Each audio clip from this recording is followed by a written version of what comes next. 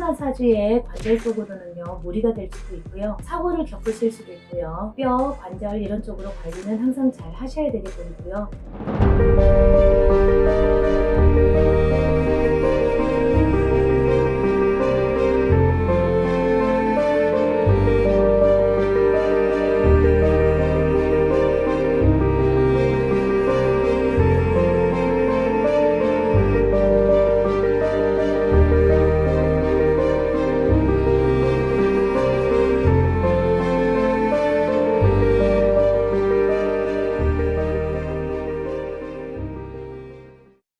안녕하세요. 천상별궁 혜린선녀입니다. 네, 태어난 달 생일달로 보는 운세에서요, 음력 12월에 태어나신 분들에 대해서 말씀드릴게요. 이분들 굉장히 천진난만하고요, 어떻게 보면 생각이 짧은 듯이 보일 수도 있는데 알고 보면 생각이 깊은 분들, 속이 깊은 분들 되시겠어요. 굉장히 밝고요, 주변 사람들에게 인기도 많고요, 사람들과 잘 어울린다, 밝은 생활을 좋아하시고요, 주변 사람들과 모임을 갖는 것도 좋아하시는 분들도 좀 많으신 편이에요. 굉장히 차가운 듯 냉정한 듯 보이지만 알고 보면 가슴 깊숙한 곳에 따뜻함이 있는 분들이에요. 본인이 현실과 타협하는 걸 잘하시고요, 저촉성도 뛰어나신 분들이 되시겠는데요. 알뜰히 모으고 티끌 모아 태산하듯이 작은 금전도 이렇게 모으기를 좋아하시는 분들이에요. 다소 음주 가무에 능하신 분들도 많고요, 잡기에 능하신 분들도 많으신데요, 조금 반반 이렇게 성향이 갈려진다고 보여져요. 굉장히 알뜰하고 소심하고 세심하고 돈을 쓰는 것을 싫어하는 분들이 있는 반면에요, 어떻게 보면 주변 사람들이 활륜이다, 흥청망청 잘 쓴다 이렇게 보여줄 수도 있겠다고 보여져요. 사람들에게 인정받는 것을 좋아하고요, 칭찬에 약하신 분들인데요, 주변 사람들이 칭찬해주면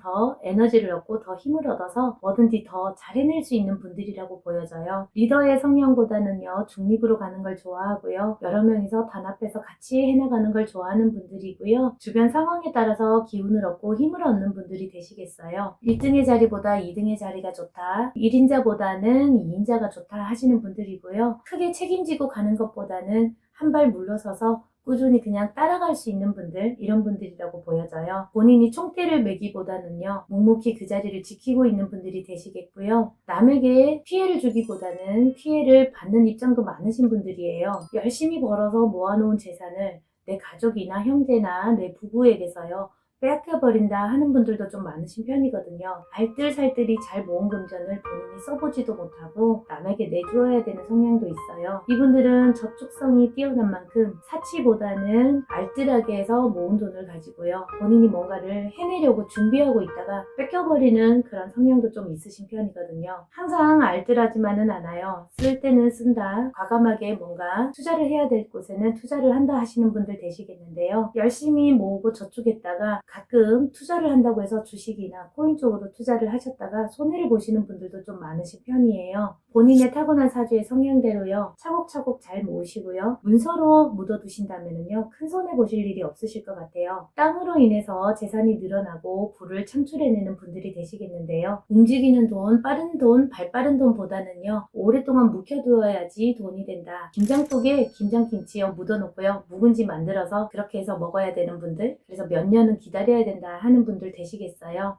주변 사람들을 잘 살피기도 하고요, 따뜻한 마음으로 해서 주변 사람들에게 위로를 주시는 분들도 많으신 편이에요. 하지만 본인은요 외로운 사람들이고요, 주변 사람들이 본인을 도와주지 않는 것 같은 외로운 성향을 가진 분들도 되시겠는데요, 또 어떻게 보면은 본인이 외로움을 즐기시는 분, 혼자를 즐기시는 분, 자유로운 영혼, 이런 분들도 되시겠어요. 굉장히 밝고 긍정적이고 천진난만해 보이고 고민이 없는 듯이 보이지만요 항상 머릿속은 복잡하고요, 생각을 많이 하시는 분들이에요.